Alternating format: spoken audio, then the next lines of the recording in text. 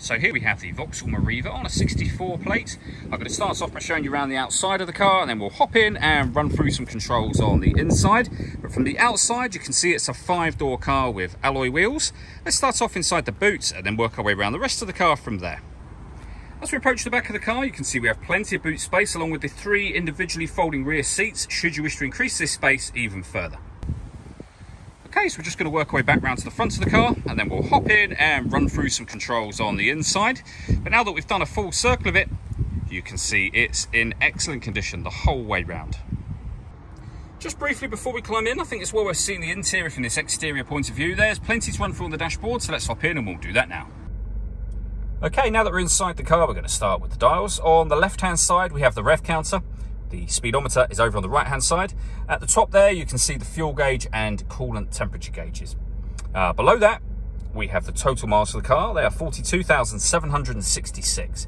If we back out to the steering wheel, we have stereo controls on the right-hand side and cruise control over on the left-hand side.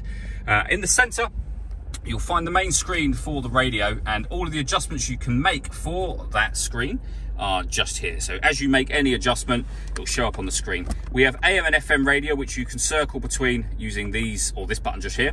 This vehicle has a CD player, as you can see, and you can access that by pressing the CD button. We also have an auxiliary input and a USB input as well. I'll show you where they are in just a moment. The main volume for the stereo is over in the center just here. You can see the CD player here. We then have the air conditioning, so you can determine the temperature, the fan speed, and the direction the air is being distributed in. When you're happy with those settings, your air conditioning is on at the minute, so that's off, back on again. You can recirculate the air that's in the car. That's a great way of heating it up or cooling it down quickly depending on the temperature you've set. We have a 5-speed manual gearbox, electronic handbrake, and all the way down the bottom just here, a 12-volt charging socket underneath that cap, and underneath this one, the USB and auxiliary input that I mentioned a moment ago.